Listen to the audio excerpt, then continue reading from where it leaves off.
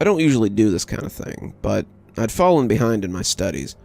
I've always been an honor roll student. I had some B's here and there, but mostly fantastic grades.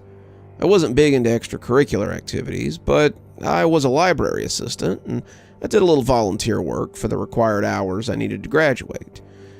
That all changed when I turned 17. My parents had gotten me a car for my birthday. Nothing fancy, but 4 wheels and an engine is always nice. But it came with a caveat. If I wanted to drive it, I needed to pay the insurance on it. This led me to pick up a job, which led to a lot of closing shifts at my local fast food chain and not a lot of time for studying or doing homework. So when Mr. Castleberry told me I was going to fail 12th grade English if I didn't bring my grades up, I asked him if there wasn't something we could do to work this out. I admit extra credit, maybe a makeup assignment or retake a test, but it seemed he had other ideas. He looked around as if what we were going to talk about was likely to get him in trouble, and then he scribbled something on a piece of paper and handed it to me. When I asked him what it was, he told me to open it when I got to my car, not to tell anybody.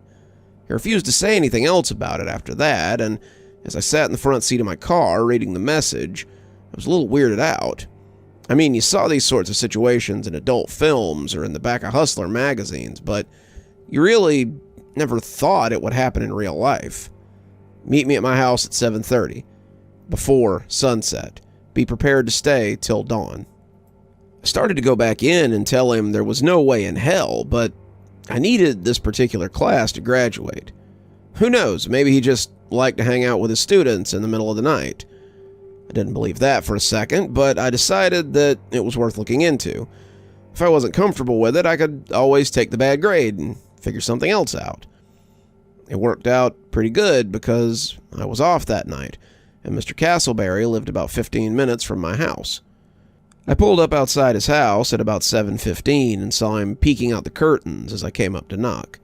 He threw the door open, looking around as if to see if I'd been followed, and then practically pulled me inside by the front of my shirt as he closed and locked the door. He threw about 4 different locks, as well as a chain, and then told me to follow him to the bedroom. I raised an eyebrow. This was a little fast, but I did as he asked and figured we would talk over the particulars once we got there.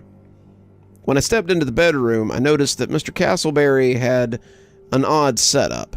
His bed sat in the middle of a circle that I had a sneaking suspicion might be silver. The walls were covered in holy symbols, and Mr. Castleberry was finishing a circle of salt around the bed as I took it all in. He pursed his lips, clearly not sure how to begin, and sat down on the bed as he tried to figure out how to explain. We don't have a lot of time, so I'll try to be quick. I have a demon inside me, a demon that only comes out after sunset.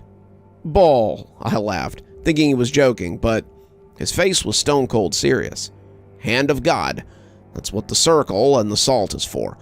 I have people I know who come and sit with me and make sure the demon doesn't escape somehow. But sometimes I have to ask my students to stand in. I just need you to sit here and watch me until dawn. After that, you'll have your A. I sighed, thinking this over. It appeared he didn't want anything sexual, but he was certainly after something weird. Mr. Castleberry had always seemed like such a normal guy. Who would have thought he was clearly some kind of weirdo who thought he was possessed by a demon or something? Whatever, I thought. An A was an A, and I needed to pass the class. Okay, so what do I do if this thing gets out? Mr. Castleberry was getting comfy in bed. There's a box beside your chair. Use what's in there. The gun is a last resort. The bullets in it are very expensive, so I hope you're a good shot. Don't call the police and don't invite anyone over. You got that? I nodded, reaching down beside the chair and finding the box as he got comfortable. Good. Sun's going down, so it won't be long. Oh, the demon will try to tempt you. Just make sure you don't listen to anything he has to say. There's earplugs in the box, but I don't recommend you use anything electronic to block him out. Why not? I asked, taking a battered old Bible and cross out of the box. The gun inside was a heavy old revolver, and It looked like it would blow a hole through a barn if I used it. There were earplugs, a spray bottle labeled HW that I assumed would hurt the demon too. When Mr. Castleberry didn't answer, I asked him again as I looked up. He was lying on the bed, arms crossed over his chest as he mouthed the words to a prayer I didn't know. He was speaking in Latin or Spanish or something, and as the sun got lower, he seemed to be fighting to finish it. His tongue was getting heavy, his words growly, and he was twitching like an epileptic. As the sun slid down the horizon and true dark overtook the town, his eyes popped open, and I heard a sound like someone popping all their vertebrae at once. He roared like a charging rhino, and his body contorted on the bed like someone being flayed alive. I jumped as he writhed on the bed, knocking over the chair as I went for the door. I needed to call the hospital. This was beyond a joke. He needed help. "No!" Mr. Castleberry forced out. "Don't leave. Stay till dawn. Only wait." But that appeared to be all I would get from Mr. Castleberry. He went limp then, falling back on the bed as a soft and satisfying growl left him. As he lay there, I watched as his chest rose and fell. What was going on with him? Was he actually possessed? I shook that thought off. I had been raised Catholic, but the older I got, the less sure I was that God even existed. If there was no God, then there was no devil, so there were no demons either. That meant that the school board was just letting someone like Mr. Castleberry teach kids with whatever mental illness he had going on, probably schizophrenia or multiple personalities or something. I didn't know, but if I had to stay here all night to get an A, then I supposed I would. I was going to be tired at work tomorrow, but I had Sunday off, so I could always recuperate then. "Ah, yes. The Sabbath is a good day to rest. It was good enough for the Almighty, at least. So I suppose it's good enough for you, too." I felt my breath stick in my throat. The voice I had heard from the bed had been as different from Mr. Castleberry's as sandpaper was to velvet. Whoever was talking sounded like the kind of people who do the kind of ASMRs that get you banned on YouTube. It was the kind of voice that lures kids into wells, kind of voice that lures women away from happy marriages, kind of voice that leaves men questioning their sexuality. I looked up to find Mr. Castleberry reclined on the bed, his head resting on his hand in what was likely supposed to be a seductive pose. His eyes were smoldering, something I hadn't thought them capable of, and his smile was predatory. He was sizing me up like a predator preparing to spring, and I felt my skin erupt in goosebumps. Mr. Castleberry? It laughed, and I felt like I should join it, but forced myself not to. "The old man has gone to bed, but you can talk to me if you want. My name is Satan." I scoffed. "No way in hell. I'm sure Satan has better things to do than bother my English teacher." "Very astute. The Spanish girl he brought in last time screamed and ran out of the room when I told her that. I see you have a thicker skin, though. You may call me Raish, and what may I call you?" I started to tell him, but I seemed to remember something about telling a demon your name and decided not to give him my real name. "Sam," I said, earning a wide, toothy grin from the imp. "Astute and cagey. I like that. So how about you break that salt circle and let me out? I'm sure we could have some fun before this old fuddy-duddy gets up." Wouldn't the silver hold you inside too?" I asked dubiously. Raish peeked over the bed and chuckled. "That crafty old duck. Who knew he could afford that much silver on a teacher's budget? Well, no matter. If you step inside the circle, breaking it with your foot, then it isn't a circle, and I can come out. Come on. What do you say? Found myself considering it. I had actually prepared to stand up when I realized what I was doing. I didn't really know anything about this creature, a change my mind had made from mental disease to creature, and I was just going to trust him? No, I didn't think so. I planted my bottom and shook my head. I don't think so, I said, and was surprised to find that I was almost apologetic. Ray shrugged. Of course not. Why would you release me for free? Why wouldn't you want to get something out of this after all? So what is it you want?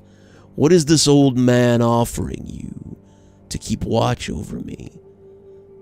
I floundered, finally deciding on the truth. An A in his English class. It sounded lame, and when Raish laughed, I knew he had thought so too. A meaningless mark of completion. I could make you rich beyond your wildest dreams. Get you any one person, any 12 people you desire, or set you up in such a way that not graduating from school would be the least of your worries. I could do so much for you, and I don't even need to take your soul. I just need you to free me. It's been so long since I was free to roam the night, and I'm so very hungry. He had been weaving a spell around me, drawing me into his promises, but at last brought me back to my senses. What would this thing do if it got loose? Who would it hurt if it was just allowed to roam the night? I shook my head, trying to get the invasive words out of my skull, and when I turned back, Mr. Castleberry, or Raish, or whoever he was, looked disappointed. A pity. I really could have done more for you than this old stick. I ignored him after that, though he did not return the favor. I'd brought some books so I could work on my homework, but he was talking too much for me to concentrate. I spent a few hours trying to complete my geometry homework while he offered to help, offered to give me the answers, offered to do things I'd rather not think about, and 100 other such offers.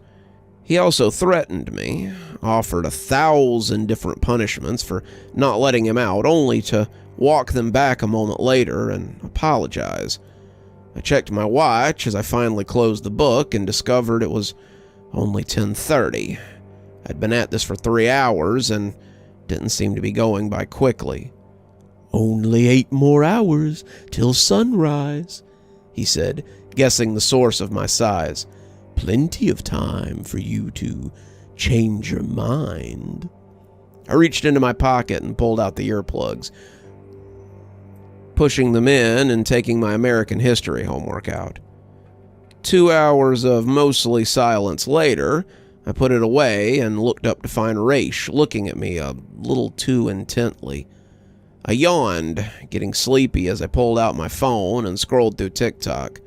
I couldn't hear it, and as I reached for my headphones, I remembered what Mr. Castleberry had said. He had warned me about using electronic headphones, but I figured one probably would be fine. Besides, they had noise reduction on them. That had to count for something. Raish tried to call out to me when I swapped the earplug for a headphone, but I ignored him as I popped it in. I was listening to a 2-minute story about something or another, but as I scrolled to the next one, I was surprised to find it was a live stream from a familiar room. I could see myself sitting there, face glued to the phone, but as I watched, Raish looked straight at the camera and smiled. I was infuriated. Mr. Castleberry was just live streaming himself as he scared some dumb kid of the week. In fact, the title of the stream was High School Kid Tormented by Demon, though demon was in air quotes. He had tricked me. Why would he do that? Why, indeed? Raish asked, staring at me through the camera as if he could see me through the phone. What do you owe him? He made a fool of you online. What if your friends saw this? What would they think? You'd be a social outcast. Why not give them something to watch? I bet you'd love nothing more than to wrap your hands around this fool's throat and choke the life out of him. Do it. No one would know. Just walk over here and... I was getting up, but as I took a step towards the bed, alarm bells rang in my head. Raish was messing with me. Looking back down at my phone, I could see it was just a generic TikTok shop stream. And when I looked back up, Raish was so close that his nose was pressed against the barrier. Come on, just one more step, and you can do whatever you want to him. Kill him, kiss him, do his laundry. I don't care. Just let me out, he bellowed, and I stumbled back into my chair as he laughed. After that, I just watched TikTok with the subtitles on. I didn't trust my ears anymore. I made it till 2, but after that, my yawns started to sneak up on me. I wished I'd brought an energy drink or something. I wasn't used to staying up this late, not regularly, and my eyes were getting heavy. I swapped over to an adventure game on my phone, but it kept slipping longer and longer the later I got. I could see Raish watching me, cat-like, as if just waiting for me to nod off. He was tricky, and I wondered if Mr. Castleberry had any coffee in his kitchen. I just had to make it a little longer, just a few more hours, and I was home free. I made it till 3:10 before I lost the fight.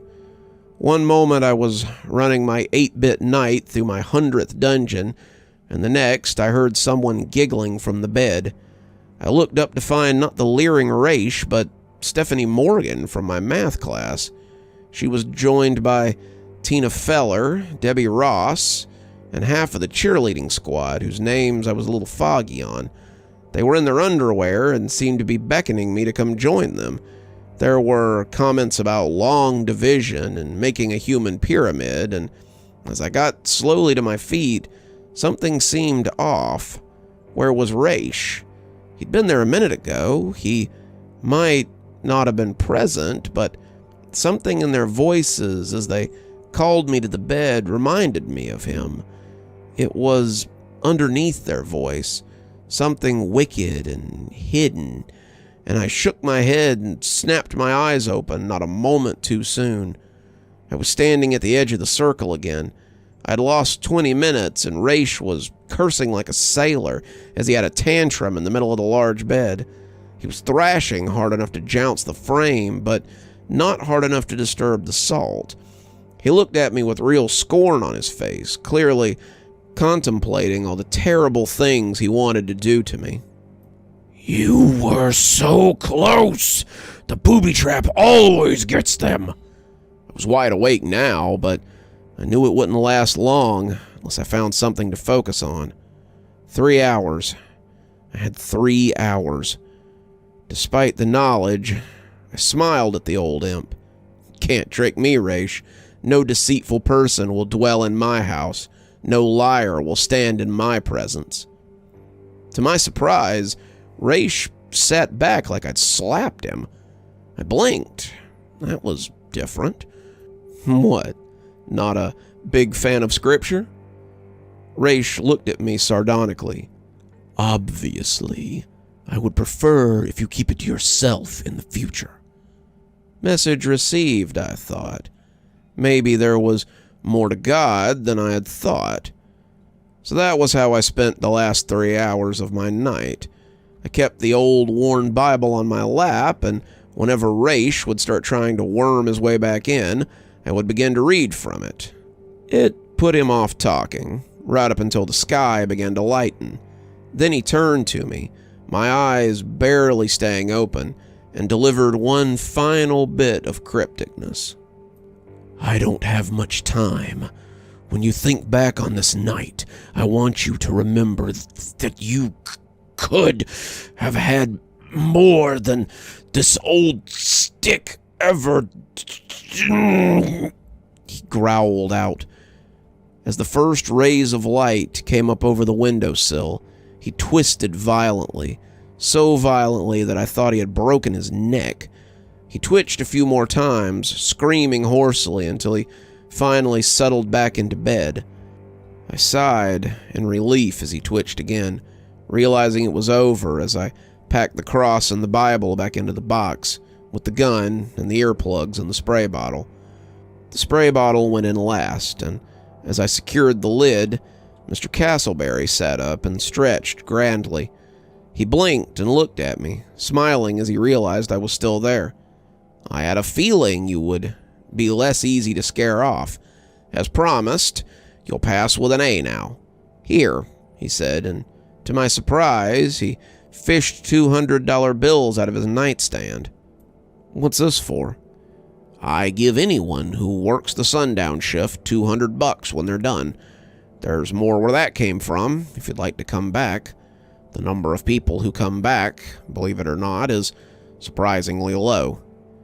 I asked him how he could afford this, and he smiled, laughing warmly. I don't teach for the money. I teach because it's what I love to do. My father set me up before I was born, something I don't think Raish knows. Money doesn't mean the same thing to demons that it does to us, and I think he just sees it as a thing I have. I don't covet it, so he doesn't see it as a vice. $200, I thought, for 12 hours of basically nothing. I could sit 3 nights with Mr. Castleberry and make what I make at the fast food place in a week. I'd have to think about this pretty hard, but I was definitely tempted to come back. I knew what I was in for now, so it would be easier a second time. I knew Raish would probably have more tricks, but maybe I'd be ready, now that I was prepared. Before I left that day, I asked him what the demon had given him to get such control after dark. Mr. Castleberry thought about it for a moment and finally decided to share the secret with me. My mother was sick, very sick, and I was looking for a miracle to make her better. Raishael came to me and offered me a deal. He would possess my body after dark, control me from sun up to sun down, and in exchange, my mother would be spared from the disease that was killing her. I agreed on the condition that he couldn't do anything that would take away my ability to be free during the day. He agreed, but it was all for nothing. What do you mean? I asked. Your mother lived, right? For a while. He didn't lie. He cured her of the cancer that was eating away at her. The cancer, however, had damaged her kidneys. She lived another 8 months before she died of renal failure. Let that be a lesson to you, should you decide to come back. Demons always promise the moon, but they don't tell you that the cheese is rotten. I left that room $200 richer, and maybe a little wiser, too. Wiser or not, it wasn't the last time I sat with Mr. Castleberry, or Raishael.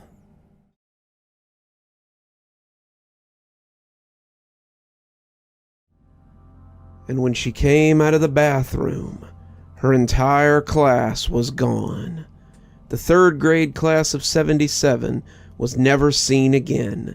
But they say sometimes you can still hear laughter in the woods outside. The door opened, and we all covered our eyes as Reggie grinned in at us. I knew you guys would be telling stories again. You should have waited. Becky sighed. Randall chuffed unhappily, and I tried to smile as I told Reggie to close the door before someone saw him. We were in the old equipment storage shed by the playfield, and if an adult saw us, they would make us get out. We like to tell scary stories.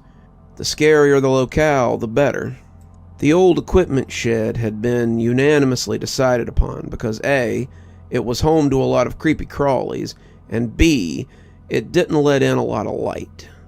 We had to keep finding new places to tell stories because the ones we had got old pretty quick. You can tell stories in a place for only so long before it stops being scary, but also, sometimes it was because the teachers chased us out. The third reason was stepping in right now and grinning like a shot fox at us. Reggie was the weird kid of PS24, and he had earned that title honestly. It wasn't just because he was overweight to the point of being a blob, and it wasn't just because his hair was full of thick, gross-looking dandruff. It wasn't just because his dad was the janitor and seemed to love the job, or because he ate sauerkraut and onion sandwiches for lunch. The reason was that Reggie just emanated an aura of unsettledness. I got the feeling about him that I got about certain adults or dogs, the ones your parents tell you to stay away from. Reggie had a feeling of danger, of not rightness about him, and it made me uneasy. It didn't help that he had adopted us as his best friends this year. Becky, Randall, and I had been friends since kindergarten, but we had managed to avoid getting too close to Reggie. That had lasted until 4th grade, when we were in Miss Novak's class together. Reggie had decided that we were his best friends. He didn't have any regular friends, and he adopted us as his. This led to a year of smelling his sandwiches at lunch, having him follow us on our playground games, and listening to his wheezy, resting breath as he sat in our pod in class. We had hoped that we would be rid of him at the end of the year, but when our parents had signed us up for summer school care, a kind of after-school care during the summer, we had groaned as Reggie came in and saw us. He explained that the school had agreed to let him attend for free if his dad worked through the summer, and we all prayed that he would be in a different 5th grade class than us when next year rolled around. "Well, since you've already started telling stories, I got a good one," Reggie said. "It's the tale of the skinned raccoon."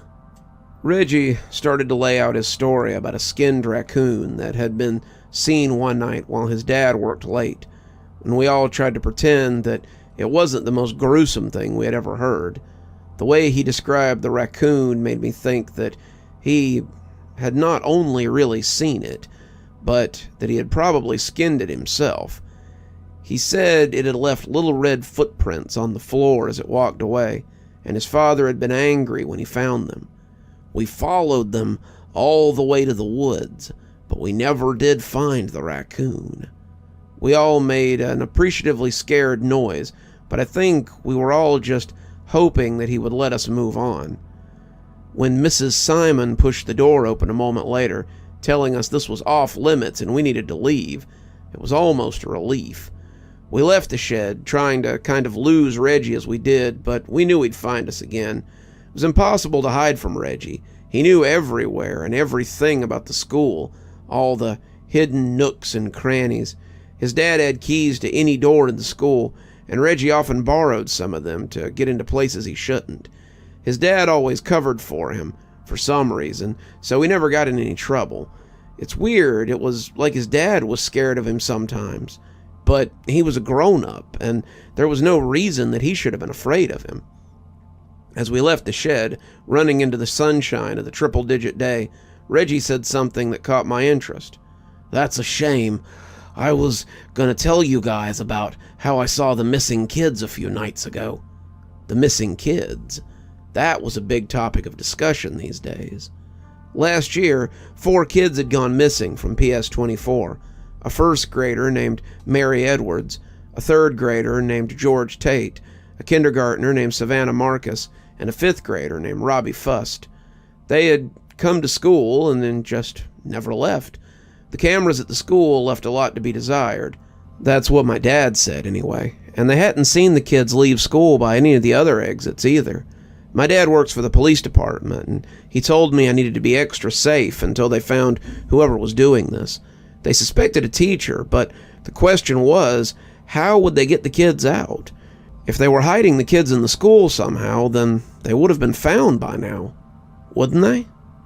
They had searched the school a bunch. The disappearance had hung about the school like ghosts, and it sounded like the teachers were afraid that they might lose their job if it kept happening.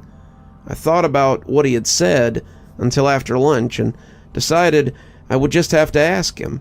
We were playing outside, the day a little cooler now that the sun was heading towards down, and Reggie was leaning against the fence and watching people as he often did.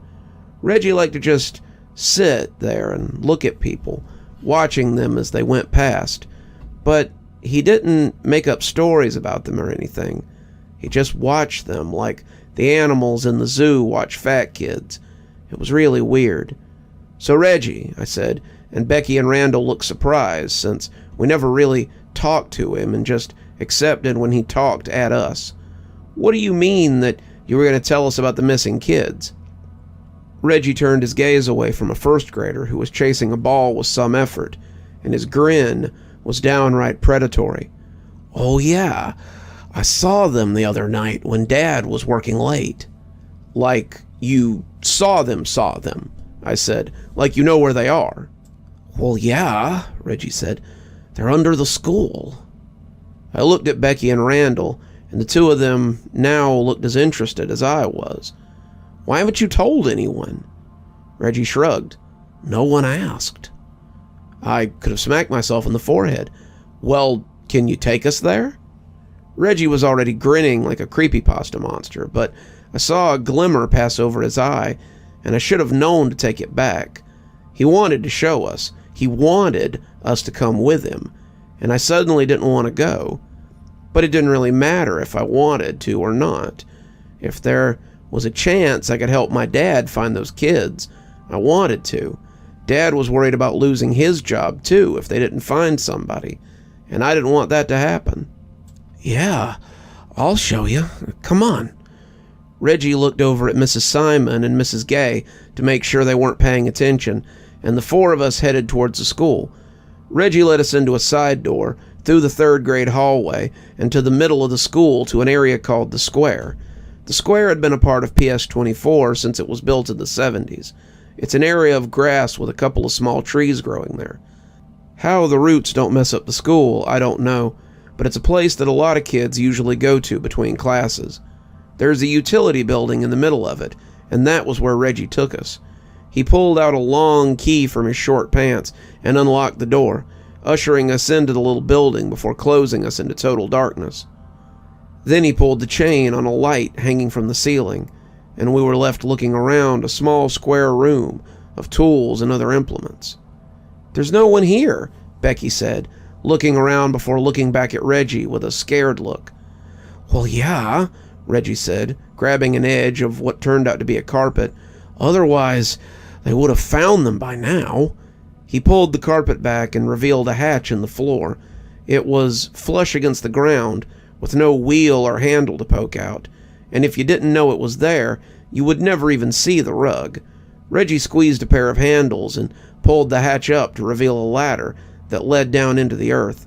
Reggie started climbing down like he'd done it 1,000 times before, and when he saw that we weren't following, he asked us if we were coming. "They're down here. If you want to see them, then you'll have to come down," he said, making his way down again as if the matter was settled. I looked at Randall, but he just shook his head and went for the door. "No way, man. This is way too weird for me." He put a hand on the knob, but when he turned it, the door was locked. I went to look for the flip lock that would let us out, but the other side of the knob had a keyhole. I'd never seen anything like this, and I realized that Reggie had the only key to the door. We were locked in with him, for better or worse, and he would need to let us out again. I looked at the hole and figured it beat being stuck in here. At least, we might find another way out if we went down. We descended the ladder slowly, the darkness thick around us. I tried turning on the light on my watch so we could see a little, but it didn't provide much light. We spread out, trying to find a switch, and when the light suddenly came on, I jumped. We were in a big room, like a storage unit, and it stretched the length of the grassy area above us. The ceiling was metal, the walls were metal, the floor was concrete, and the place was full of boxes. They were stacked up to the ceiling in some places, and I wondered what this place had been before it was just here to store things. We grouped up, moving around as we checked the room, and I saw something speckled on the floor. It looked like someone had spilled juice, or maybe paint, and as we came around a big stack of boxes, I saw another door. This one wasn't locked, and as it came open, we saw that it led down a long hallway that went further into the underground. "What is this place, anyway?" Becky asked, sounding a little scared as we followed the tunnel. "I'm not sure," Randall said, "but my mom told me that she used to go here back in the early 80s, and people used to talk about there being bomb shelters or something under the school. She never saw them, but she said that was something the other kids told stories about." "You think that's what these are?" I asked, seeing a door coming up on our left.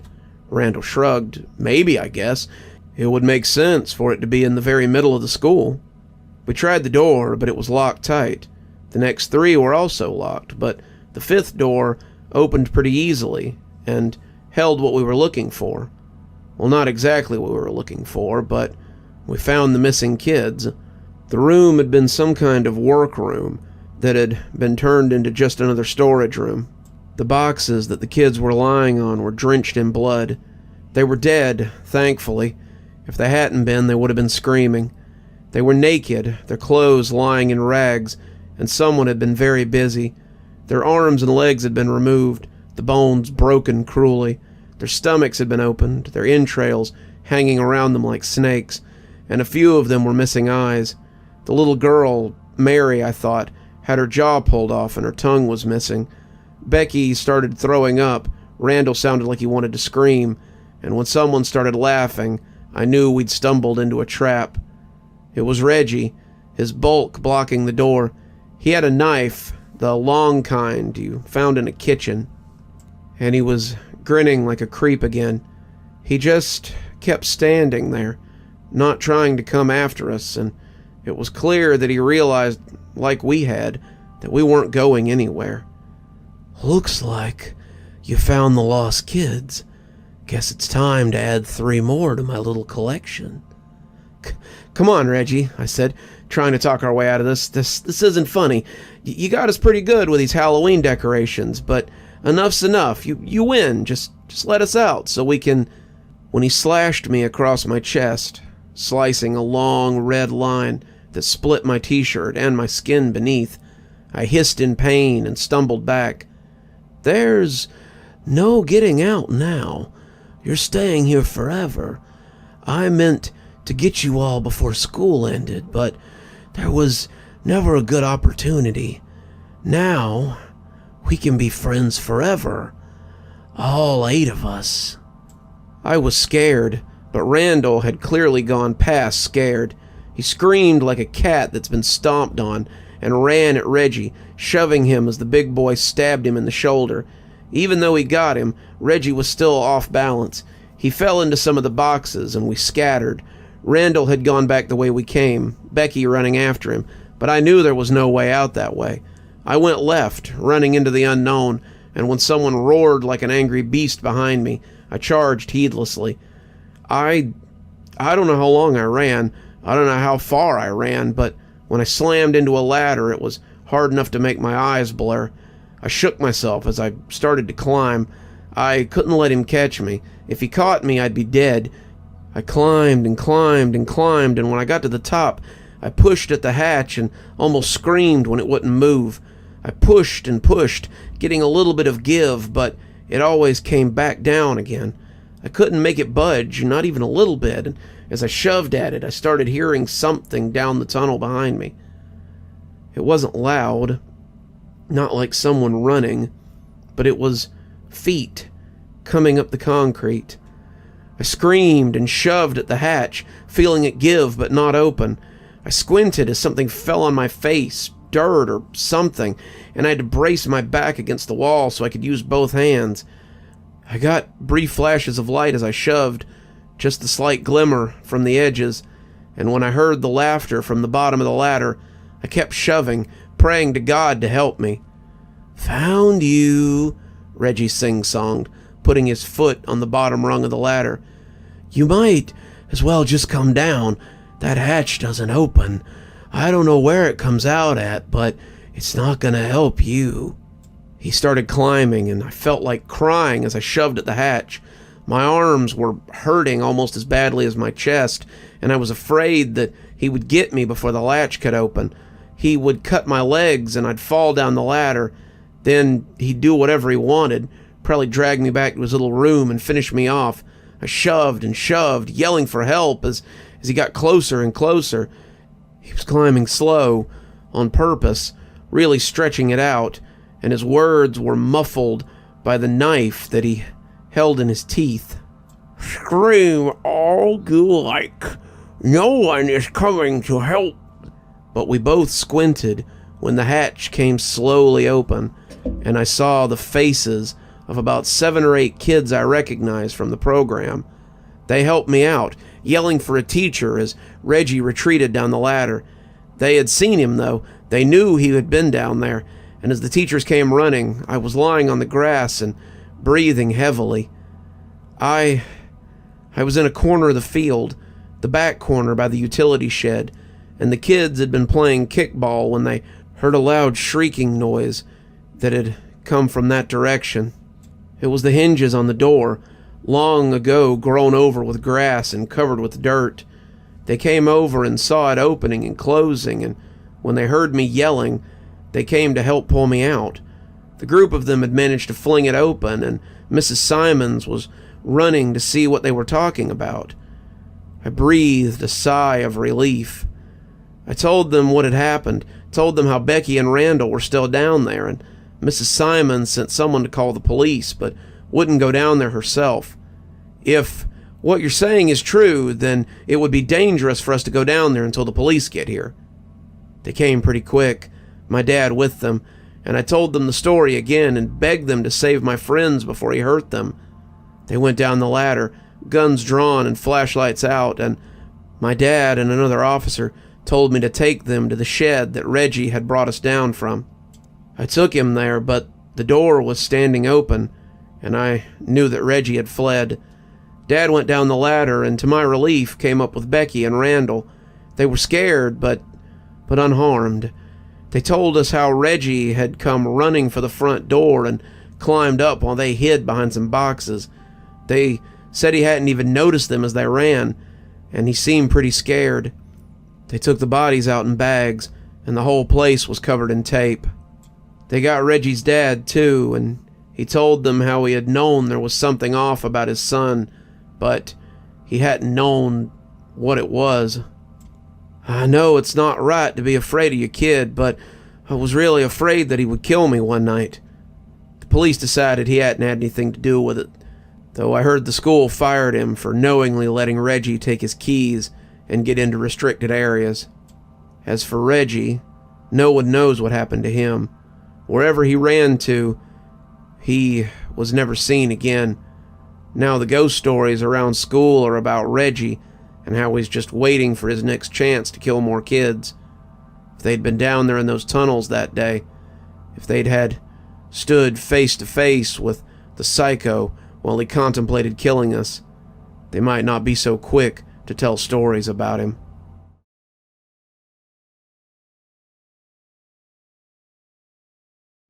Attention, teachers and pupils. Recess is canceled today due to crows. That is all. There was a collective awe from the students, but that wasn't what had caught my attention. Had the principal just said crows? Like the birds? I asked myself as I told my third graders we would play Heads Up 7-Up. As they got set up to play, I picked up the phone and called a friend of mine in the other class.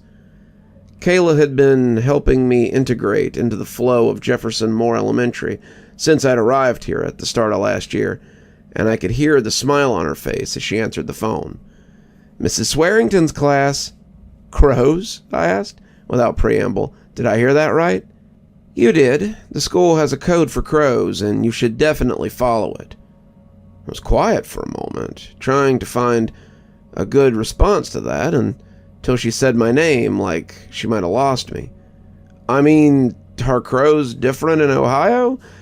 'Cause we had crows in Maine, too, but we didn't close down the playground for them." She was quiet for a moment, and I could hear the sound of a very heated argument going on over what I assumed was her own game of Heads Up 7-Up. Crepe minds think alike, it seems. Crows here are a little different. I can't really talk about it right now. Meet me after school for drinks and I'll fill you in. Don't worry though, crow days only usually last a couple of days. A couple of days, I said in disbelief, but that's when someone started crying and Kayla said she had to go. She hung up and I was left with more questions than answers. Wasn't that much of an inconvenience, I suppose. My kids, despite being 8 and 9, were pretty well behaved. I had very few fights, very little beyond the usual drama that surrounded little kids, and most of them were good friends who helped each other. My own game of heads-up 7-up was full of more laughter than arguments. And as recess ended, we started math and worked our way towards lunch. Good kids or not, it was still going to be a long day without recess. Even the well-behaved kids get stir-crazy when they can't blow off some steam on the playground. Luckily, we had gym today, so they could get their zoomies out in the fully enclosed gym building instead. We walked across the school, me leading the line as we headed for the gymnasium, and I couldn't help but glance at the playground as we walked past. Even as an adult, I thought the new playground looked pretty cool. They had replaced all the old metal equipment with colorful plastic, and it made me wish that I could take my tie and my sensible shoes off and just go play with them for a while. There were 5 huge colorful structures, teeter-totters, slides, and plenty of foursquare courts, some of those spring animals, a big sandbox and a basketball court, and a lot of shady places to sit and visit with your friends. It was an amazingly inviting place, but today it looked like something out of a Stephen King novel. The crows had taken over every inch of the playground, and they lay thick upon the land. They watched us as we passed, looking affronted to see people so close. I understood now. It was a little intimidating to see so many crows assembled. They called a group of crows a murder, and the name made sense now. They looked capable of anything as they sat there glaring at us. They looked capable of hurting even me in such numbers, and I turned my back on them with a real effort. They were still there when the bell rang to release the students for the day, and I noticed that no one went anywhere near the playground as they headed for home or the bus. Kayla shot me a text as I walked to my car and let me know that she'd have to go home with stomach problems, but that she would meet me very soon to let me know the story behind the crows. Just don't do anything dumb in the meantime. I don't want you getting in over your head. I rolled my eyes at her text, but decided I would toe the line until I had more information. I had to admit that something about that group of crows had spooked me, and I suddenly didn't like the idea of just going out there and scaring them off. I don't know how they would react, and I wasn't in a big hurry to find out. I had joked that we had crows where I was from, but I didn't think I'd ever seen crows like this. I must have been thinking about them as I lay down to sleep, because I dreamed about them that night. I was walking into the playground, the crows sitting around me and staring in disapproval. Everything beyond the playground was like mist. I was standing in a fog bank, and the deeper I went into the playground, the more crows there seemed to be. In the center of the playground was a merry-go-round, the old metal one that often injured the children who went to play on it. Standing in the center was a man, slowly rotating with the motion of the thing. He had his back to me, and I saw that he wore a coal-black suit with a high, dark mantle. His top hat was lined with feathers and shining trinkets. His boots were black and thick. He was rotating slowly, the old engine of destruction squealing as it turned ever so slowly. The crows were looking at him, their beady eyes drawn to him, and as he spun, I became afraid. I didn't think I wanted this man to look at me. I thought that if he looked at me, something terrible might happen, but I was powerless to look away. He just spun like a ballerina in a music box, and as he came around, I saw one glittering eye before I woke up in a cold sweat. There was another warning about the crows during the morning announcements, but it was hardly needed. We had all seen them as they perched on the playground equipment when we came to school that day. I was working the pickup line that morning, and the reaction of the kids weren't what drew my attention. The children were disappointed, but understanding. No, it was the reaction of the adults that caught my eye. There were some transplants, like me, who looked at it like an oddity, but it was the locals that really caught my eye. They looked at the playground like a source of childhood trauma, and many of them made sure to tell their kids not to go to the playground under any circumstances. "Keep a close eye on her," one mother said as her kindergartner walked inside, her pink coat making her stand out amongst the sea of children. "I'd hoped they wouldn't come back this year. Damn him," she whispered, and then looked at me like she had said too much before driving off in a controlled hurry. We settled in for the day's lesson, but you could tell that the mood was muted. They didn't have gym to look forward to today. The extracurricular was music, and they knew that there would be no real outside activity today. I hated it for them, and when I called Kayla at about 10:30, my text going unseen, I was in for another surprise. The woman who answered said that Miss Swearington was out today, and might be for the rest of the week. Poor dear, she caught that bug that's going around. I hope she didn't leave it behind when she was here yesterday. I hear it's nasty. I didn't even have lunch with my friend to look forward to, it seemed, and I settled in for a long day. As the class played hide-and-seek during indoor recess, I noticed that one of the students was still at her desk. Lisa was coloring up a storm, really putting swirls on her page, and I came up to check what she was drawing. She looked absolutely focused on what she was doing, showing no interest in the other students or their games. It was odd to see that kind of focus in a kid her age, and she jumped a little when I came up behind her and tapped her on the shoulder. "Whatcha?" I started, but when I looked at the page, it took my breath away. She had drawn the playground for my dream perfectly, complete with the man in the dark cloak and the top hat. He was standing on the merry-go-round, arms extended to the sky, and the crows were flying all around him. The picture was way too detailed for someone her age, much too good for someone not even in middle school, and when she looked back at me, she asked if I had seen him. "Who?" I asked, though I knew what she meant. "The crow count," she said, matter-of-factly, as if it was something that everyone knew. "I haven't," I lied, picking up the picture and getting a better look. "Who is he?" "Mommy says not to talk about him," Lisa said, looking guilty as she realized she shouldn't be drawing him either. "I won't tell," I said as I put the page back on her desk. "Is he a friend of yours?" "No," Lisa said, and she sounded afraid of the idea that someone might think he was friends with her. "The crow count isn't anyone's friend. He brings the crows here. At least, that's what Mommy told me. She said I must never go into big groups of crows, or the crow count will take me away with the murder." Hearing someone so young say these things made me cold all over again, but I just patted her arm and said that was very interesting.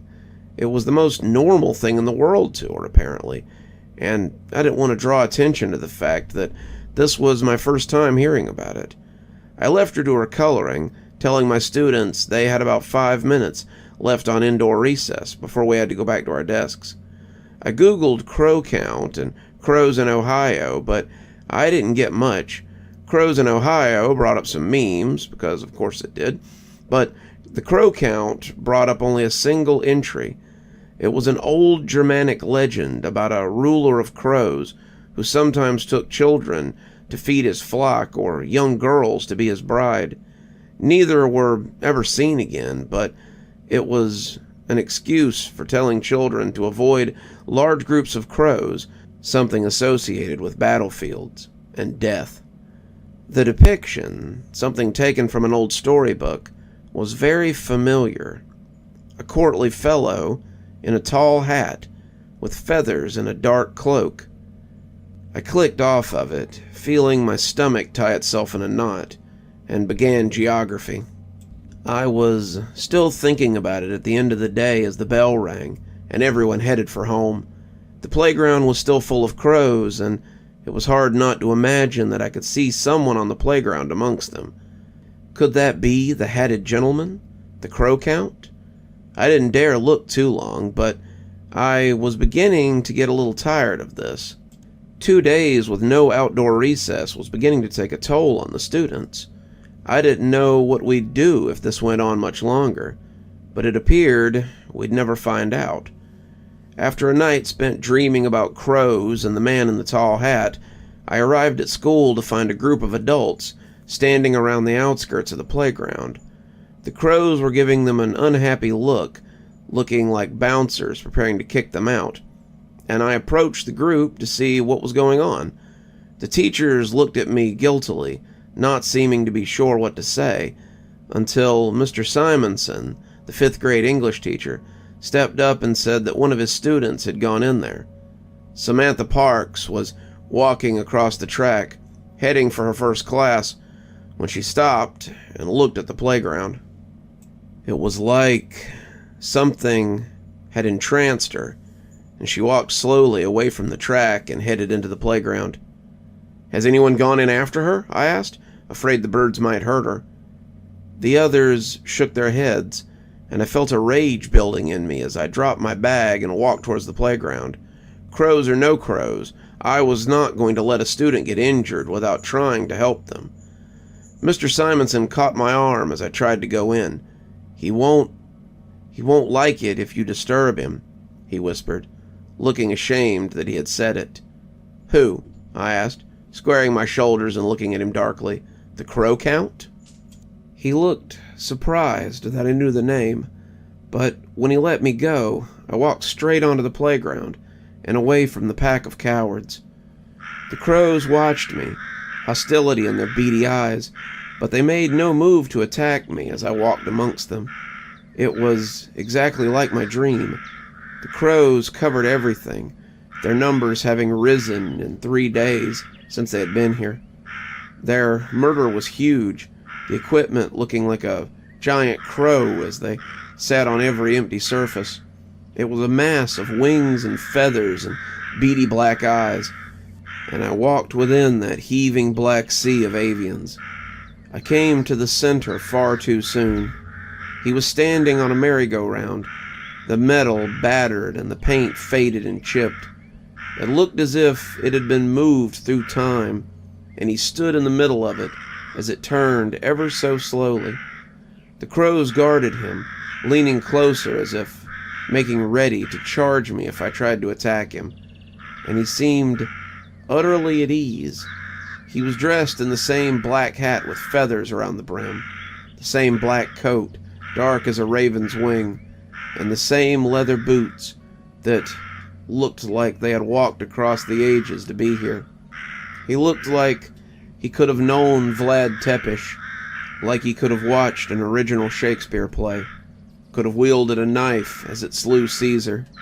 He was ageless, an engine of destruction as much as the one he stood upon, and as he turned, I saw the girl kneeling on the hot top. She was tall for 10, looking like a woman more than a child, and when I took a step towards her, the man spoke. "Do not touch what belongs to the crows." I stopped, despite myself, and as I looked up, I finally got a look at him. His face was young, his hair a perfect salt and pepper, and his features were sharp and angular. He looked like a painting in a museum, a man out of time, and as he came fully around, he looked like nothing so much as a demon in human form. His eyes, however, were what drew me the most. They sparkled, the cornea like the facets of a gem. No wonder the crows followed him. His eyes were something they would desire above all else, and I wondered if they would take them from him when his life finally came to an end.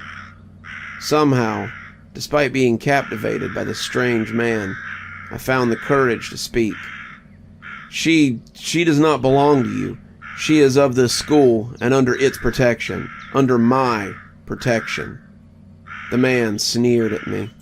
"You would dare tell me what treasures I may take? This is my domain, and I take what I want." "Not today," I said, and the girl shook off whatever spell she had been under and began to hyperventilate. Where am I?" she asked, and I tried my best to calm her down. That seemed to be what the crows were waiting for. They flew at us suddenly, buffeting the two of us with their wings and raking at us with their claws. Crows may not seem very formidable, but they're bigger than you think, and there were so many of them that it was all I could do to pick her up and run in a direction. As long as it was away from the crow count, I didn't give a damn where I went. I pushed the girl in front of me, leading her through the throng of crows and getting pretty cut up in the process. I heard her scream as I covered her with my body, putting a hand over my face as I tried to save my eyes. We were running blind, bumping into things and rebounding back before we chose a different way. I felt like we would never make it out, that the crows would bury us under their mass and just carry us away. I didn't think I'd ever see my class, my students, or anything ever again. And that was when I stumbled out of the cloud and out of the playground. I lay on the ground, covering myself, but the crows were gone. I was breathing heavily, reaching for the girl to reassure her, but she wasn't there. I looked around trying to find her, but she was just gone. Where was she? Had she escaped? What had... But that was when I heard a massive push of wings and the raised voice of the murder. As I looked up, they all took flight at once, ascending into the sky in a great wave of black wings. In the middle of the cloud, held between the claws of many, many crows, were a pair of people that were soon lost amongst the cloud. One in a tall hat and cloak, and another in the uniform our students wore. All I could do was watch them go, the tears coming as the murder took flight and left our playground behind. The other teachers came up then, helping me to my feet as they took me to the office. The principal was expecting me, and she told me to take a seat as the nurse came in to treat the multiple cuts and abrasions I had. "I'm sorry you had to learn about this way. It's why we don't often hire outsiders. They don't understand, and it gets many of them killed, or worse." I had 1,000 questions, but I was in shock, and I couldn't vocalize any of them. The crow count is part of the town's history. He's something that has always existed, and always will. He comes, he takes, he leaves. In the years he does not take, we celebrate. In the years when he does, we mourn. That's why we have the crow warnings, why we teach our kids to be on their guard, and why the parents are so fearful. We know he will take if we give him the chance. There's nothing we can do about it. The crow count is old and clever, and nothing will stop him. Best to accept it. He never takes more than we can afford. I wondered if the parents I saw consoling each other as I went to leave would agree that the price had been something they could afford. I'm sitting in my apartment now, and I'm 3 sheets to the wind. I don't know if I can keep teaching here, knowing that the crow count will be back again. But I don't know what else I would do. I love my job, and I love the kids, and if I can keep them safe, then don't I owe that to them? Also, I want to know more about this thing. I want to know what it is, and how it came to be here. Also, I want to know why it takes them, and what it does with them when it has them. Above all else, I want to know how we can stop it from happening, and stop the crows from stealing what is most precious to us.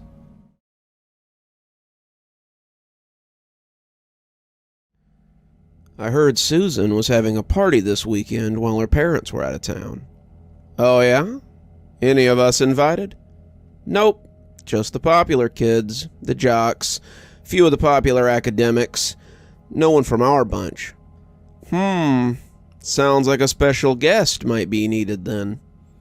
We were all sitting in the back of Mrs. Smith's history class, so the nod was almost uniform. Around us, people were talking about Susan's party. Why shouldn't they be? Susan Masterson was one of the most popular girls in school, after all.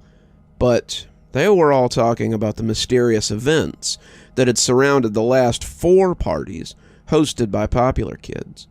The figure that kept infiltrating these parties was part of that mystery. Nobody knew who they were. Nobody saw them commit their heinous deeds, but the results were always the same. Sometimes it was on the living room floor. Sometimes it was in the kitchen on the snack table. Sometimes it was in the top of the toilet in her parents' bathroom, a place that no one was supposed to have been. No matter where it was, someone always found poop at the party. "Do you still have any of those candles left?" I asked Tina, running a hand over my gelled-up hair to make sure the spikes hadn't drooped. "Yeah, found a place in the barrio that sells them, but they're becoming hard to track down. I could only get about a dozen of them." "A dozen is more than enough," Cooper said. "With a dozen, we can hit 6 more parties at least." "Pretty soon," Mark said, "they'll learn not to snub us. Pretty soon, they'll learn that we hold the fate of their precious parties." The bell rang then, and we rose like a flock of ravens and made our way out of class. The beautiful people scoffed at us as we walked up the hall, saying things like, "There goes the coven," and "Hot Topic must be having a going out of business sale." But they would learn better soon. Before long, they would learn that we were the lords of this school, because we controlled that which made them shiver. I've never been what you'd call popular. I've probably been more of what you'd call a nerd since about the 2nd grade. Don't get me wrong, I was a nerd before that, but that was about the time that my peers started to notice. They commented on my thick glasses, my love of comic books, and the fact that I got our class a pizza party every year off just the books that I read. Suddenly, it wasn't so cool to be seen with the nerd. I found my circle of friends shrinking from grade to grade, and it wasn't until I got to high school that I found a regular group of people to hang out with. Incidentally, that was the year I discovered that I liked dressing goth. My colorful wardrobe became a lot darker, and I started 9th grade with a new outlook on life. My black boots, band t-shirts, and ripped black jeans had made me stand out, but not in the way I had hoped. I went from being a nerd to a freak, but I discovered that the transformation wasn't all bad. Suddenly, I had people interested in getting to know me, and that was how I met Mark, Tina, and Cooper. I was a sophomore now, and despite some things having changed, some things had stayed the same. We all acted like we didn't care that the popular kids snubbed us and didn't invite the nerds or the freaks to their parties, but it still didn't feel very good to be ostracized. We were never invited to sit with them at lunch, never asked to go to football games or events, never invited to Spirit Week or homecoming, and the more we thought about it, the more that felt wrong. That was when Tina had come up with something special. Tina was a witch, not the fake wands and butterbeer kind of witch, but the kind with real magic. She had inherited her aunt's grimoire, a real book of shadows that she'd used when she was younger, and Tina had been doing some hexes and curses on people that she didn't like. She'd given Marcy Graves that really bad rash before homecoming, no matter how much she wanted to say it was because she was allergic to the carnation that Gavin had got her. She had caused Travis Brown to trip in that hole and lose the big game that would have taken us to state, too. People would claim that it was just a coincidence, but we all knew better. So, when she came to us and told us she had found something that would really put a damper on their parties, we had been stoked. "Susan's party is tomorrow," Tina said, checking her grimoire as we walked to art class. "So, if we do the ritual tomorrow night, we can totally ruin her party." Some of the popular girls, Susan among them, looked up as we passed, but we were talking too low for them to hear us. She mouthed the words freaks, but I ignored her. She'd see freaks tomorrow night when her little party got pooped on. We spent art class discussing our own gathering for tomorrow. After we discovered the being in Tina's book, we never called what we did parties anymore. They were gatherings now. It sounded more occult. We weren't some dumb airheads getting together for beer and hookups. We were a coven, coming together to make some magic. This was bigger than anything these guys could think of. "Cooper, you bring the offering and the snacks," Tina said. Cooper made a face. "Can I bring the drinks instead? Bringing food along with the offering just seems kind of gross." Tina thought about it before nodding. "Yeah, good idea. And be sure to wash your hands after you get the offering." Cooper nodded. "Good, because I still have Bacardi from last time." "Mark, you bring the snacks then," Tina said. "And don't forget to bring the fennel weed. We need it for the ritual." Mark nodded. "Mr. Dakar said that I could bring the leftover chicken at the end of my shift, so I hope that's okay." That was fine with us. The chicken Mark brought was always a great end to the ritual. "Cool, that leaves the ipecac syrup and the X-lax from you, my dear," she said, smiling at me as my face turned a little red under my light foundation. Tina and I had been an item for a couple of weeks, and I still wasn't quite used to it. I'd never had a girlfriend before then, and the giddy feeling inside me was at odds with my goth exterior. Tina was cute, and she was the de facto leader of our little coven. It was kind of cool to be dating a real witch. "So, we all meet at my house tomorrow before 10. Agreed?" We all agreed, and the pact was sealed. The next night, Friday, I arrived at 6, so Tina and I could hang out before the others got there. Her parents were out of town again, which was cool because she never had to make excuses for where she was going.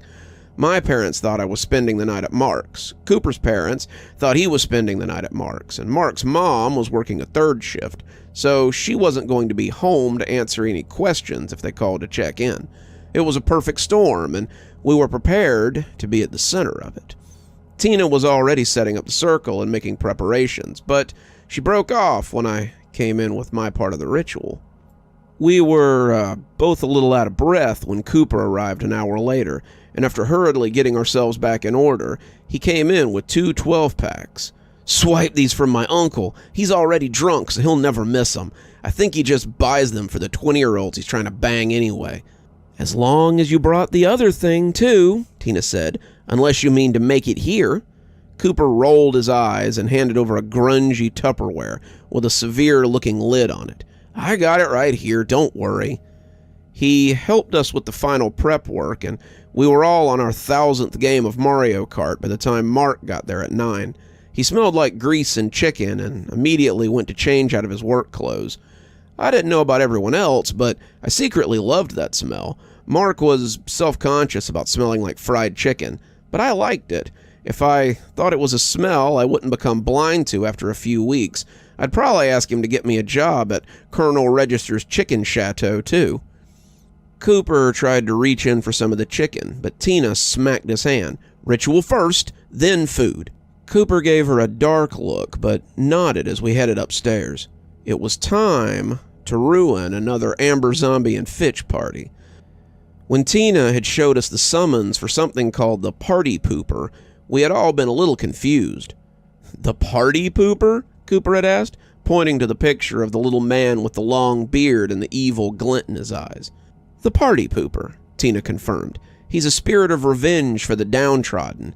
He comes to those who have been overlooked or mistreated and brings revenge in their name by," she looked at what was written there, "leaving signs of the summoner's displeasure where it can be found." "Neat," said Cooper. "So how do we summon him?" Turns out the spell was pretty easy. We would need a clay vessel, potions or tinctures to bring about illness from the well, herbs to cover the smell of waste, and the medium by which revenge could be achieved. Once the ingredients were assembled, we would light the candles and perform the chant to summon the Party Pooper to do our bidding. That first time, it had been a kegger at David Frick's house, and we had been particularly salty about it. David had invited Mark, the two of them having science together, and when Mark had seemed thrilled to be invited, David had laughed. "Yeah, right, chicken fry, like I need you smelling up my party." Everyone had laughed, and it had been decided that David would be our first victim. As we stood around the earthen bowl, Tina wrinkled her nose as she bent down to light the candles. "God, Cooper, do you eat anything besides Taco Bell?" Cooper shrugged, grinning from ear to ear. "What can I say? It was some of my best work." The candles came lit with a dark, greasy light. The ingredients were mixed in the bowl, and then the offering was laid atop it. The spell hadn't been specific in the kind of filth it required, but given the name of the entity, Tina thought it best to make sure it was fresh and ripe. That didn't exactly mean she wanted to smell Cooper's poop, but it seemed worth the discomfort. "Link hands," she said, and begin the chant. We linked hands, Mark's as clammy as Tina's were sweaty, and we began to chant. "Every party needs a pooper. That's why we have summoned you. Party pooper. Party pooper." The circle puffed suddenly, the smell like something from an outhouse. The greasy light of the candles showed us the now familiar little man, his beard long and his body short. He was bald, with a head covered in liver spots, and his mean little eyes were the color of old dog turds.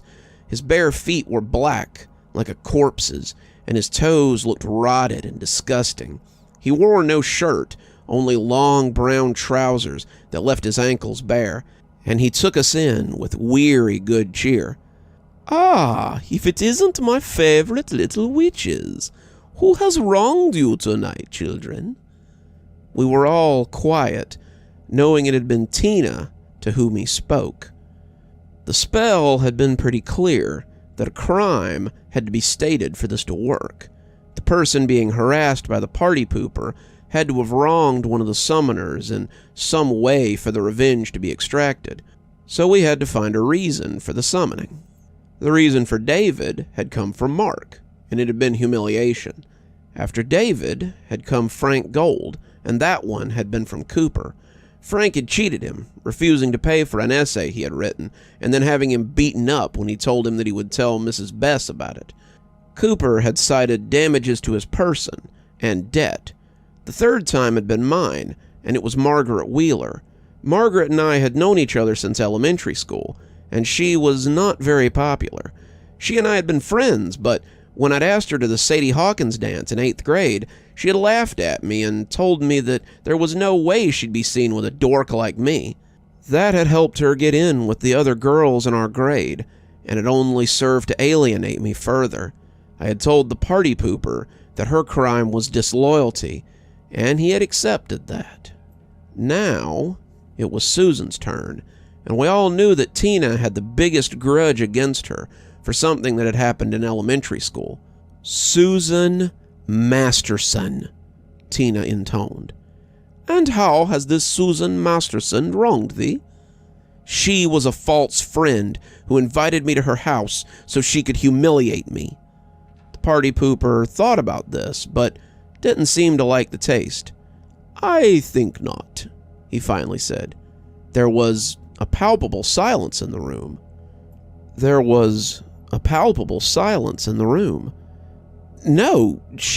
has it ever occurred to you that this Susan Masterson may have done you a favor?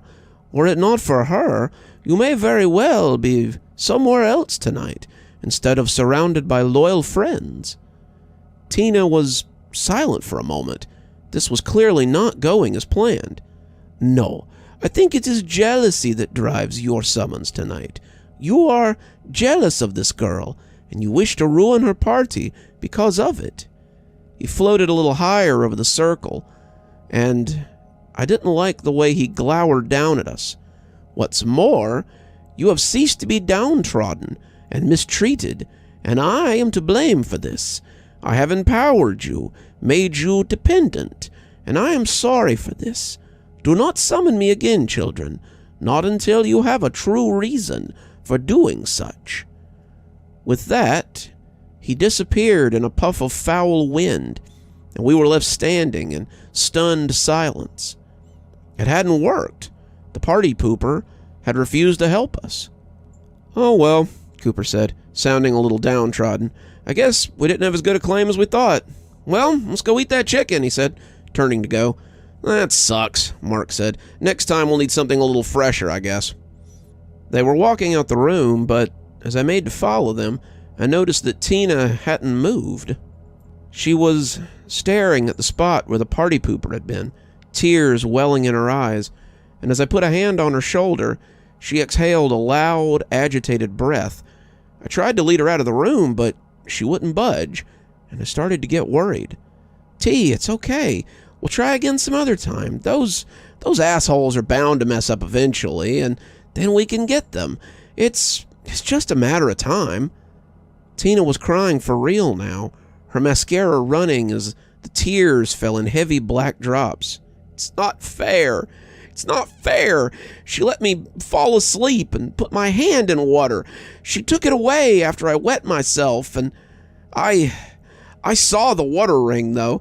I felt how wet my fingers were, and when she laughed and told the other girls I wet myself, I knew she had done it on purpose. She ruined it. She ruined my chance of being popular. It's not fair. How is my grievance any less viable than you guys? Come on, hun, I said. Let's go get drunk and eat some chicken. You'll feel a lot better. I tried to lead her towards the door, but as we came even, she shoved me into the hall and slammed it in my face. Mark and Cooper turned as they heard the door slam, and we all came back and banged on it as we tried to get an answer. Tina, what are you doing? Don't do anything stupid. From under the door, I could see the light of candles being lit, and just under the sound of Mark and Cooper banging, I heard a very familiar chant. Every party needs a pooper. That's why I have summoned you, party pooper, party pooper. Then the candle lights were eclipsed as a brighter light lit the room. We all stepped away from the door as an otherworldly voice thundered through the house. The party pooper had always been a jovial little creature when we had summoned him, but this time he sounded anything but friendly. The party pooper sounded pissed. You dare to summon me, mortal? You believe you are owed my power? You believe you are entitled to my aid? See now why they call me the party pooper. There was a sound somewhere between a jello mold hitting the ground and a truckload of dirt being unloaded, and something began to ooze beneath the door. When it popped open, creaking wide with a horror movie slowness, I saw that every surface in Tina's room had been covered in a brown sludge. It covered the ceiling, the walls, the bed, and everything in between. Tina lay in the middle of the room, her body covered in the stuff, and as I approached her, the smell hit me all at once. It was like an open sewer drain, the scent of raw sewage like a palpable blow, and I barely managed to power through it to get to Tina's side. Tina, are you okay? She said nothing, but when she opened her mouth, a bucket of that foul-smelling sewage came pouring out. She coughed, and more came up. She spent nearly 10 minutes vomiting up the stuff, and when she finally stopped, I got her to her feet and helped her out of the room. Start the shower. We need to get the stuff off of her. I scrubbed her, taking her sodden clothes off and cleaning the worst of it off her. She was covered in it. It was caked in her ears and her nose, in other places, and it seemed the party pooper had wasted nothing in the pursuit of justice. She still wouldn't speak after that, and I wanted to call an ambulance. She could be really sick, I told them, when Cooper said we shouldn't. That stuff was inside her. If we call the hospital, our parents are going to know we lied. In the end, it was a chance I was willing to take. I stayed, Mark and Cooper leaving so they didn't get in trouble. I told the paramedics that she had called me, saying she felt like she was dying, and I came to check on her. They loaded her up and called her parents, but I was told it would be better if I went back home and waited for updates. Tina was never the same after that. Her mother thanked me for helping her when I came to see her, but told me Tina wouldn't even know I was there. She's catatonic. They don't know why, but she's completely lost control of her bowels. She vomits for no reason. She has, I don't know what, in her stomach, but they say it's like she fell into a septic tank. She's breathed it into her lungs. It's behind her eyelids. She has infections in her ears and nose because of it, and We don't know what's wrong with her. That was 6 months ago. They put Tina into an institution for someone to take care of her 24/7, but she still hasn't said a word. She's getting better physically, but something is broken inside her. I still visit, hoping to see some change, but it's like talking to a corpse.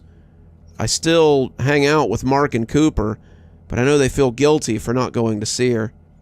In the end, Tina tried to force her revenge with a creature that she didn't understand, and paid the price.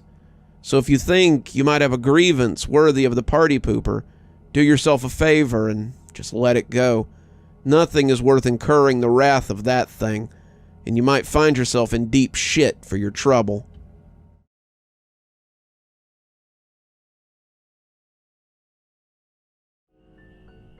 Did anyone else become a participant in the social experiment known as Flat Stanley? I went to elementary school in the mid-90s, 95 to 2001, and I was in the 3rd grade when our teacher announced that we would be taking part in the Flat Stanley project. For those of you unfamiliar with the concept, Flat Stanley was a series of books about a flat kid who goes on all kinds of weird adventures to famous places. New York, the Grand Canyon, France, Australia. This guy went everywhere and was like a flat version of Curious George. We started reading them in class, making them part of our English hour, and one day, Mrs. Gazel told us that we were going to have a contest. Today's English lesson is to create your own Flat Stanley. It can look however you want, but the winner of the contest will get 3 prizes from the prize basket, and will be the class's Flat Stanley that we send into the world to participate in the Flat Stanley project. We were all excited. This was a chance to see our work in pictures that would come back, not to mention get some cool stuff out of the prize basket. We all drew out our own concepts for Flat Stanley and set to work coloring and designing him. My Flat Stanley was a spy, wearing a big trench coat and a wide hat and carrying binoculars. He wore his regular clothes under it, and he just looked so goofy that I thought I had a real chance of winning. My friend Todd laughed when he glanced over at it, telling me it was cool. His Flat Stanley was a football player for the Georgia Bulldogs, his favorite team, and I thought his Flat Stanley looked cool too. So when the class voted on the displayed Stanleys, I figured Kaylee's Flat Stanley would win. It had a sparkly tiara and a ball gown she had made with felt.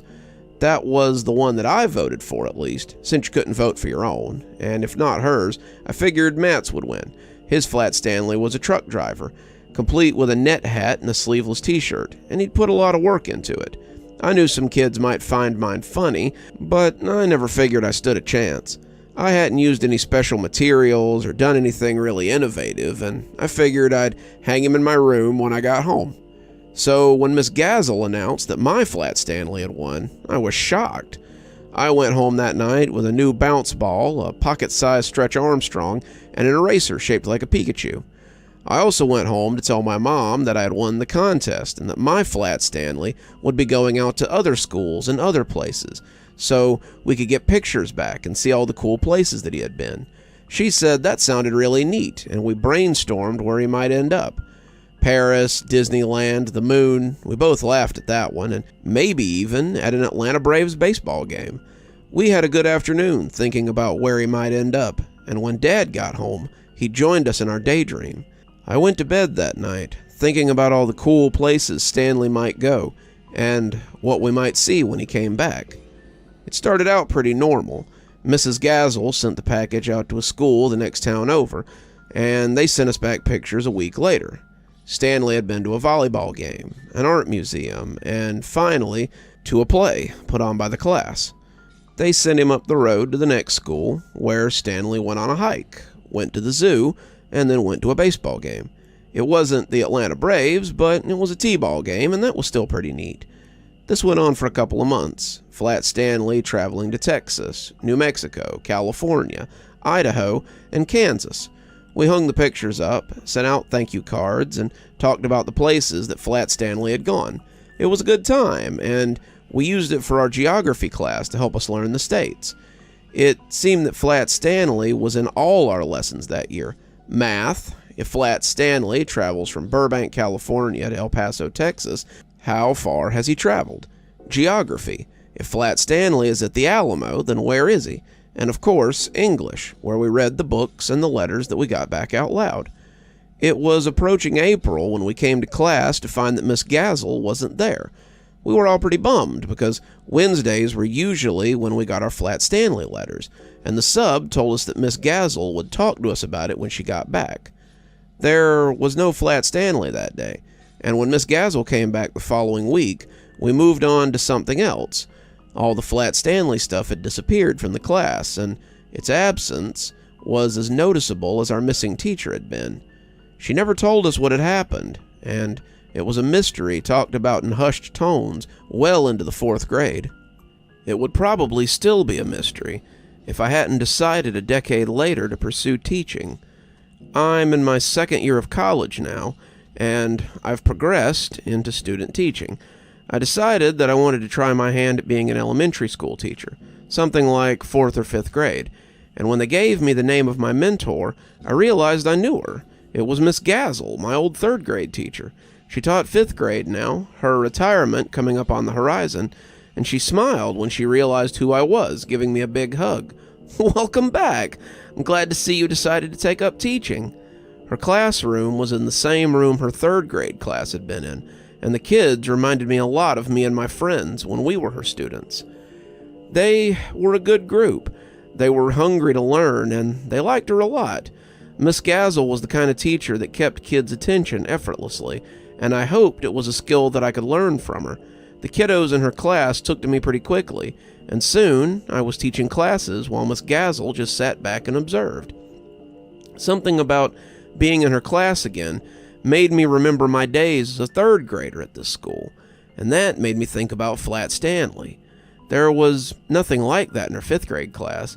The kids would have probably thought it was babyish, but it did rekindle some of the mystery I had felt from a decade before. I tried to find a good time to bring it up, but nothing seemed to present itself. Until Friday, on my 2nd week. I was packing up to leave when Miss Gazel offered to take me out for some drinks. I was a little surprised, and she must have noticed because she laughed airily at my look of chagrin. "What, you didn't know teachers drank?" she said, her coat over one arm. I decided to join her and found a small group of other teachers waiting for us when we arrived. Some of them I knew, some of them I didn't, but it turned out that this was a regular thing for them. They drank and talked about their week, complained about some students who were especially difficult, and generally blew off steam. Mrs. Gazel and I sat in the corner, nodding and listening to them, and she smiled at me over the lip of her 4th glass of wine sometime near 11. "I've been sending glowing reviews to your professor," she confided. "You're one of the better student teachers I've ever worked with. I think you're probably a shoo-in to be hired at the end of your training period, and I'll recommend you to the principal myself, if he doesn't extend you a position." I thanked her, sipping my 2nd beer as I took it all in. "Hey, can I ask you something?" I said suddenly. "Neither of us are drunk enough for you to offer me a ride home yet, big fella," she said, snorting into her glass. No, nothing like that.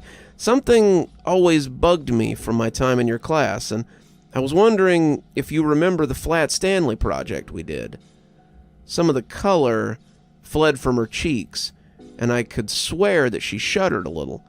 "I'm surprised you even remember that. It was a long time ago." "Well, everything disappeared from the class so quickly, and when you came back, you never brought it up again. All the books were gone from the class library. All the letters were gone. Everything was missing. I think we talked about it for half of the 4th grade before something else caught our attention."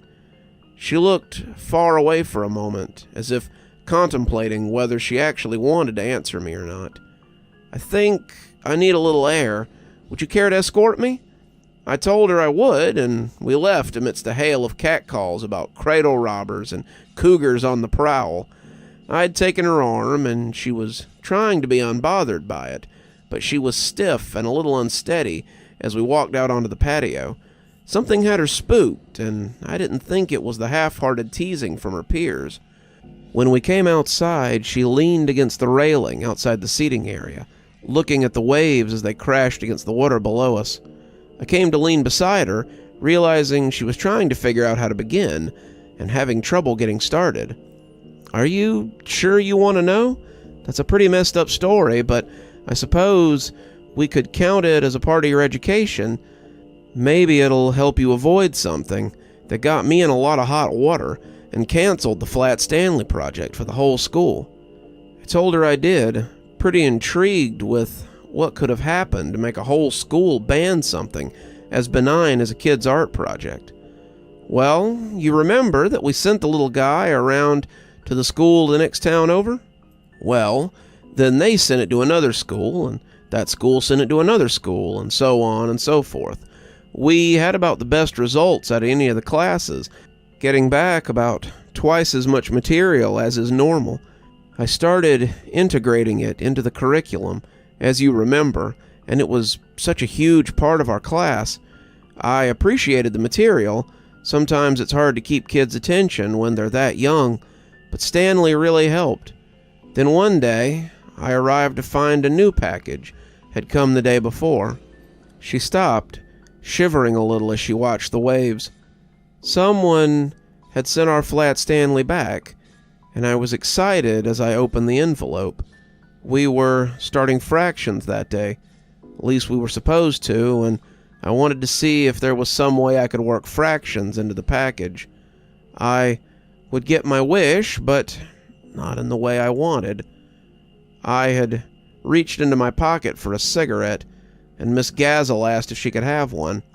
I had never seen her smoke before, but as she inhaled that first mouthful, she closed her eyes and looked euphoric. Flat Stanley was supposed to go to Carter Wild Elementary School in Boise, but it appeared he had gone somewhere else. You're too young to remember it, but there was a pretty terrible person in the Midwest in the late 90s. He was picking up young women who were hitchhiking. The police would find them later after he was done with them. Somehow, he got our Flat Stanley and thought it would be funny to use him to taunt the police. He had murdered 5 girls that week. Her voice broke as she said it, the tip of the cigarette jittering as she spoke, and attached pictures of them to the Stanley he sent back. They were horrific, and as I spilled them out of my desk, I recognized what I had at once. She was shaking, and as I put my jacket around her, she smiled ruefully at me. "You're a good kid, despite making me relive this. We knew that the kids in my class had all kinds of weird ideas about what had happened, but we also knew that none of you knew the truth."